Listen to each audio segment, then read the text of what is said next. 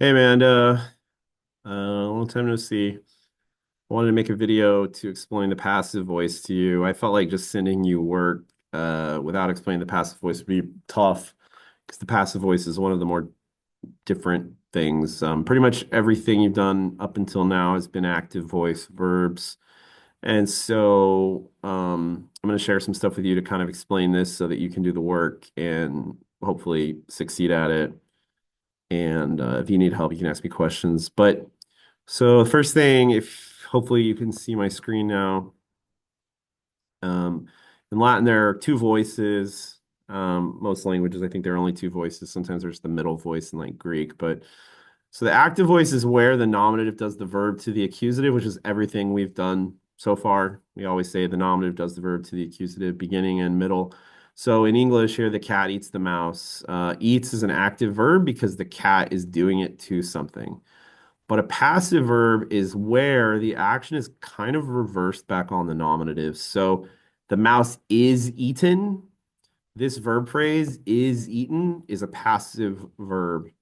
The mouse is eaten by the cat. The action is not happening to an accusative, the action is happening to the nominative. So the girl loves the boy. You'll see loves is an active verb because the nominative is loving the accusative. But the girl is loved. The action is kind of going backward toward the nominative, and that's passive. Passive means to suffer or allow in Latin. And so the nominative is actually experiencing the action instead of doing the action. And you'll notice that, excuse me, in these kinds of sentences, to show who does it, since the nominative is not doing the verb, you actually have to use a prepositional phrase by the whatever. So the girl is loved by the boy. This is why teachers will sometimes tell you don't use the passive voice. It's wordier and it just adds words to your sentences, which is why some students do it on purpose to fill out papers where they have a word requirement. If a teacher says, oh, 750 words, you can make your sentences longer using the passive voice. So I won't, I'm sure hopefully you can pause the video, look at these if you want to try to understand them. But like here we have the dog eats food. To make that passive, we would say the food is eaten by the dog. She pushes the car down the hill. Now, pushes is an active verb because she's pushing a car. So how would you turn that into a passive sentence in English? Well, the car has to become the subject because the action is happening to it. You say, so the passive form of pushes is pushed. The car is pushed down the hill. And you have to say like by her. And if I type that sentence out, the car is pushed down the hill by her. You can see how much longer and kind of uglier that sentence is. And so that's why a lot of times teachers will tell you not to use the passive. All right, you try this one. We were carrying furniture. You can either pause the video or I'll play elevator music really fast. Do do do do do do do do do do do do do do do do do do do. Beep, beep, beep. All right, we were carrying furniture. All right, we were carrying it. We sometimes people get confused and they think it's already past because it has the word were, but notice we were doing something is still active. So to make this passive, we have to say the furniture was carried or was being carried by us. So that's how you make that passive. Number four, you will notice is actually passive. I was constantly being tricked by everyone. Now, this by everyone is that prepositional phrase that's showing who is doing the tricking because I was being tricked. I am suffering the action of the verb. So, how would you turn this active? You would say everyone was constantly tricking me. And that would be active. Voice. All right, this one, my ears are hurt by very loud music. Can you change it to the opposite voice? Can you decide whether this is active or passive? I will lollygag, and you can pause the video if you don't want to hear the answer. That's right now. So this is passive. My ears are hurt by something. So to make this active, you would say loud music hurts my ears. And much cleaner, shorter, just normal sounding sentence. But it's not like the passive voice never has use, as I was talking about with students before. Um, sometimes the thing that's whatever's being acted upon is the more important thing. So kind of the dark but pertinent example would be like, JFK was assassinated.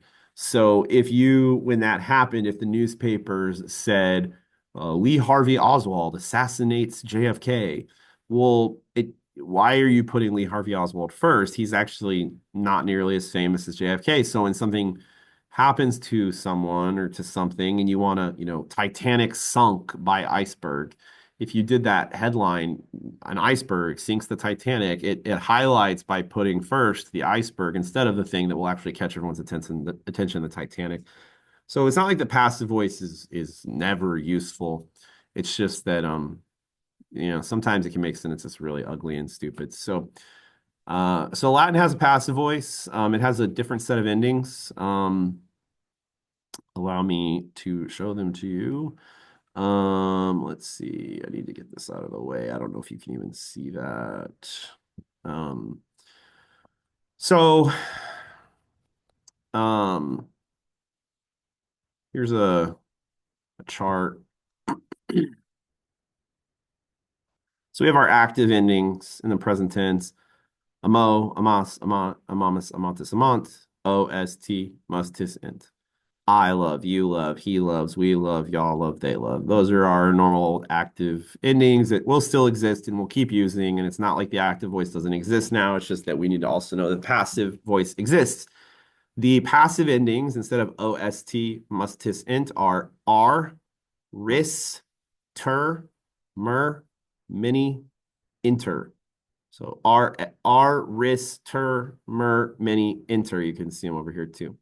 So obviously the R and the O don't really have much in common. Ris does still end in an S, so that's kind of nice. You can still figure out it's U. Tur has the T. Mer is pretty similar to mus. Mini is just off the rails weird.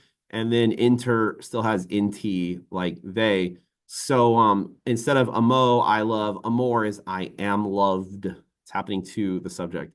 Amaris, you are loved. Amater, he is loved. And of course, you can go on. I don't need to, you know, pander or whatever. I don't know, make you feel stupid.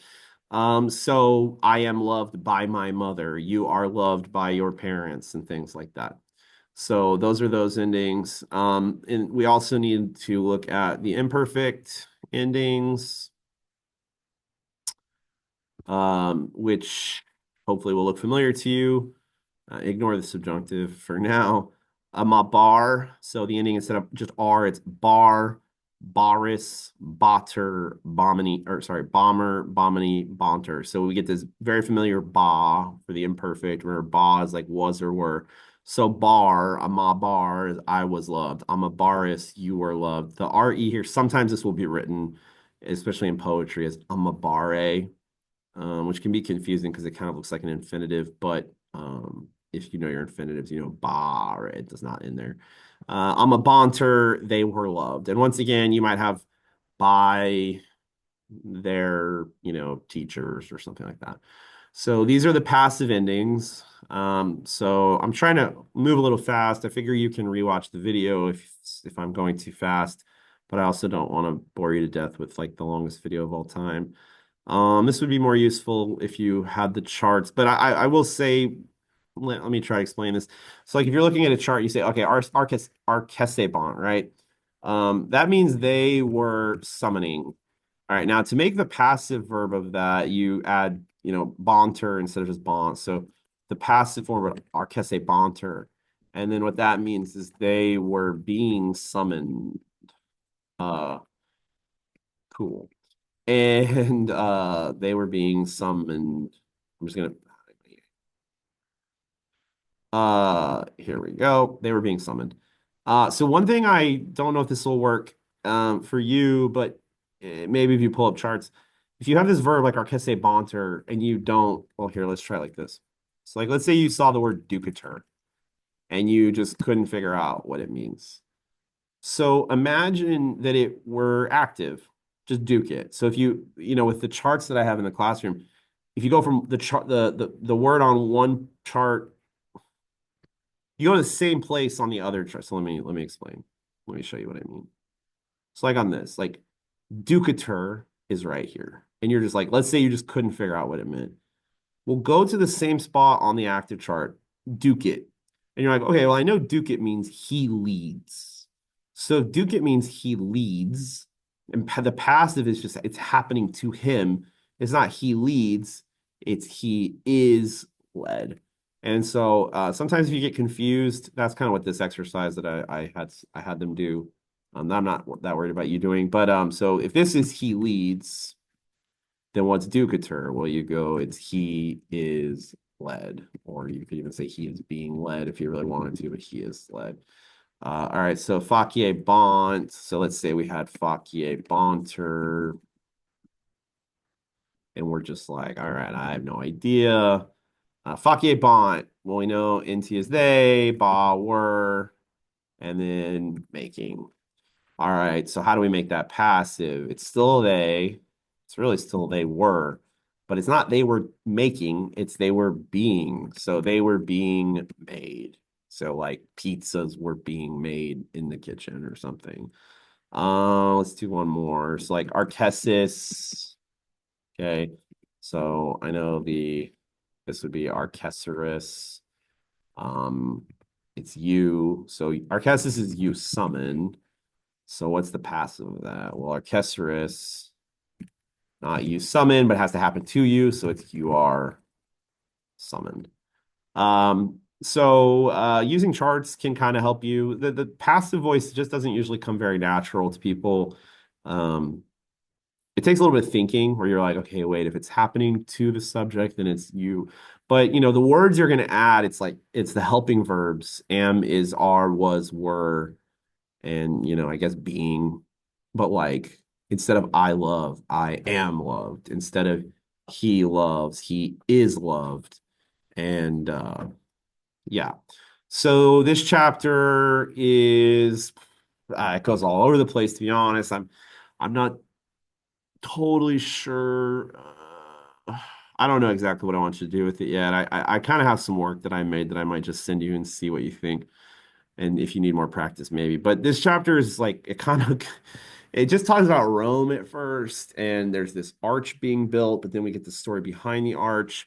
It's called the Arch of Titus, if you want to look into it at all. And the Arch of Titus was made to commemorate the Roman victory of the emperor's brother, Titus, over the Jewish people in Israel, which Rome had conquered.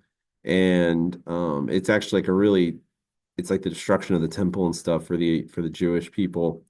But for the Romans, it was this like celebration. So this chapter is about a Jewish mother and her son who are taken prisoner from Masada. Again, if you want to look up a video about Masada, or I can send you one, but Masada is this like it's this story about the Jews resisting the Romans, and they all end up killing themselves rather than being taken captures and stuff, captive and stuff like that. All right, so let's look at some of the story.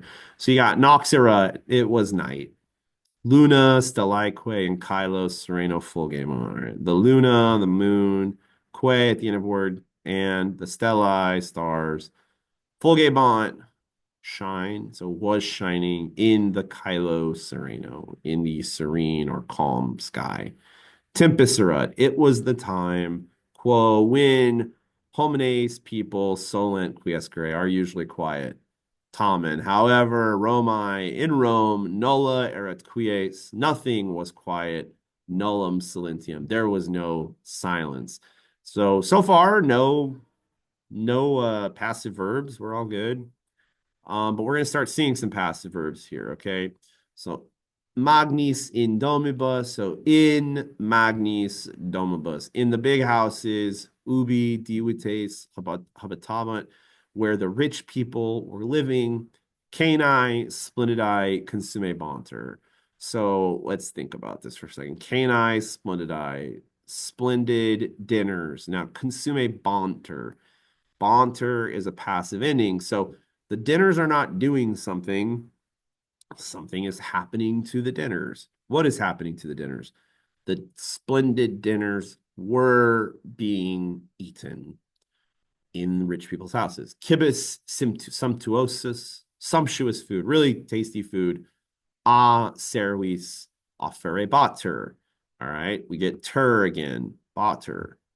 So this is passive. So sumptuous food is not doing anything. Something is being done to it. What is being done to it?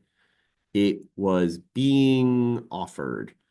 And then we get our good friend, the prepositional phrase, a series. And when you have a passive verb and you see a, it means by, a or ob. Just like before, we saw your exposure to the passive voice before this has been sentences like this. Well, let's use some of these words. Kibis, ah,